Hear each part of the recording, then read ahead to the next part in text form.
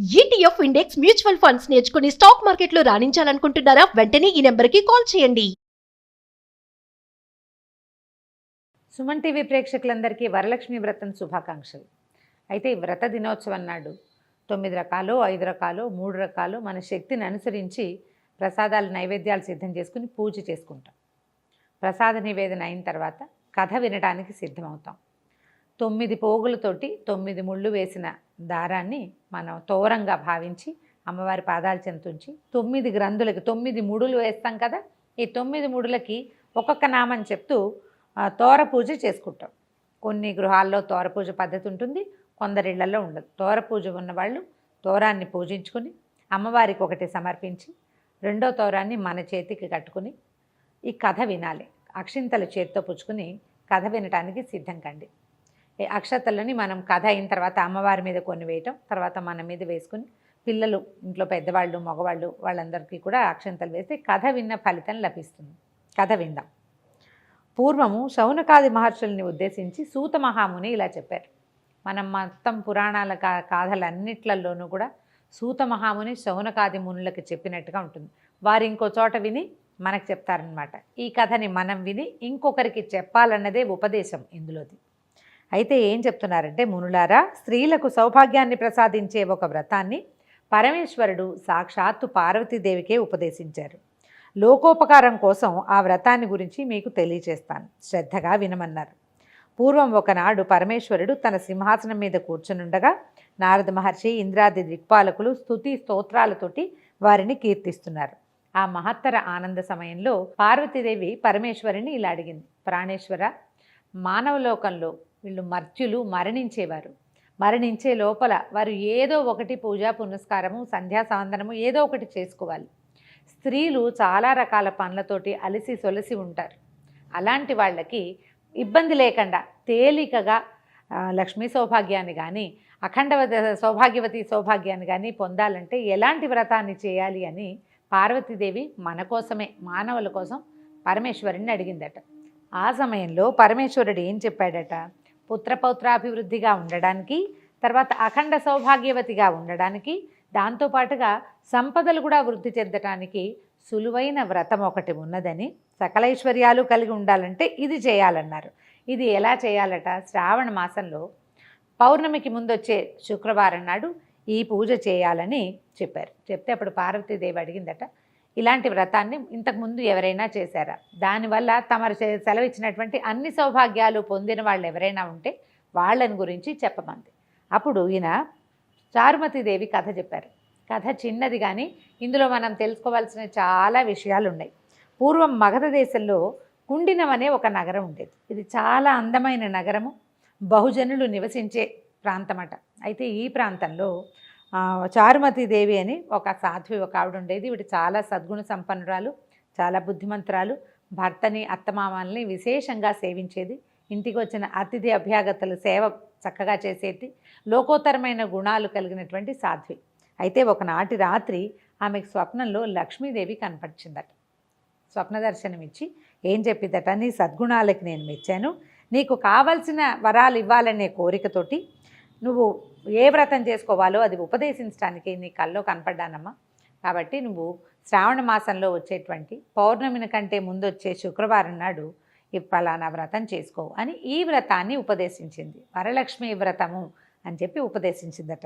ఈ ఉపదేశించబడిన తర్వాత ఈమె నిద్రలోంచి మేల్కొని ఇది స్వప్నమని, తనకి స్వప్నంలో అమ్మవారే సాక్షాత్తు శ్రీ మహాలక్ష్మి దర్శనమిచ్చిందని తెలుసుకుని భర్తకి, అత్తమామలకి, చుట్టుపక్కల వాళ్ళందరికీ తెలియజేసింది.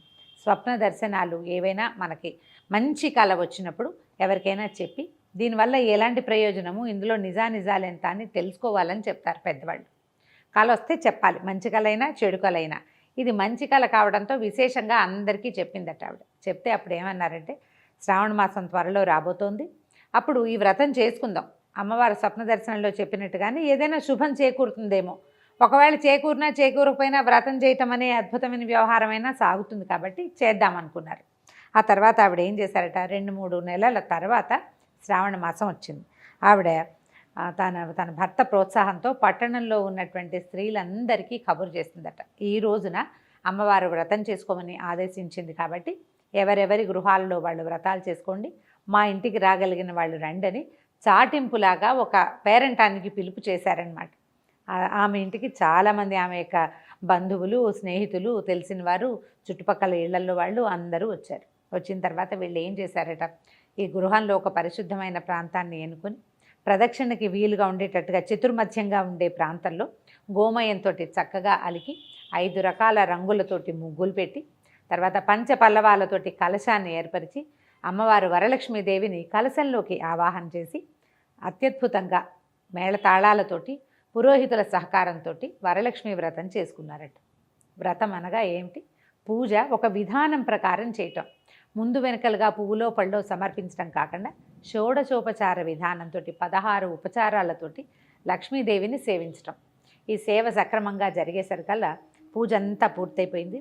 తర్వాత నివేదనలు జరిపారు. తర్వాత అమ్మవారిని పెట్టినటువంటి ఈ కలశానికి ప్రదక్షిణ చేయమన్నారు. ఈ పట్టణంలో ఉన్న స్త్రీలు చారుమతి దేవితో సహా లేచి నిలబడి ఈ అమ్మవారి కలశం చుట్టూతా ప్రదక్షిణ చేయబోయారట. మొదటి ప్రదక్షిణ చేయగానే ప్రదక్షిణ చేస్తున్న స్త్రీలందరికీ కూడా చేతులకి, పాదాలకి ఎన్నో రకాల స్వర్ణాభరణాలు వచ్చినాయట. ఆశ్చర్యపోయారు. అమ్మో, అమ్మవారి అనుగ్రహం ఇట్లా కనపడుతోంది అనిపించింది. మళ్ళీ రెండో ప్రదక్షిణ చేయగానే వీళ్ళ ఇళ్ళు ఎవరెవరైతే ఇక్కడ ప్రదక్షిణ చేస్తున్నారో ఆ అందరి గృహాలు కూడా ధన కనక వస్తువాహనాలతోటి నిండిపోయినాయట. మూడో ప్రదక్షిణ చేసేసరికల్లా ఆ ప్రాంతం అంతా కూడా బంగారు కాంతులతోటి చాలా ప్రకాశవంతంగా మారిపోయిందట. ఈమె ఇంటికి, చారుమతి దేవి ఇంటికి వచ్చారు. వాళ్ళందరికీ కూడా వాళ్ళ గృహాల నుంచి రకరకాల బళ్ళు, అశ్వాలు కట్టినవి, ఏనుగులతోటి, తర్వాత పల్లకీలు, చిన్న చిన్న రథాలు, అట్లా అన్నీ వచ్చినాయట వాహనాలు వాళ్ళని తీసుకెళ్ళడానికి. ఆ వచ్చిన అతిథి అభ్యాగతులందరికీ కూడా, అంటే వ్రతానికి పిలువబడి వచ్చిన వాళ్ళే కాకుండా ఏదో వ్రతం జరుగుతోంది విశేషంగానే వాకిళ్లలో నిలబడి చూసిన వాళ్ళకి కూడా విశేషంగా వాయనాలు, తాంబూలాలు సమర్పించి భోజన భాజనాదులతోటి సత్కరించి పంపించారు చారుమతీదేవి, ఆమె భర్త కూడా. ఆ తర్వాత నుంచి ప్రతి సంవత్సరము కూడా ఈ కుండిన నగరంలో వరలక్ష్మి వ్రతాన్ని ఎవరిళ్లల్లో వాళ్ళు ఆచరించడం మొదలుపెట్టారట.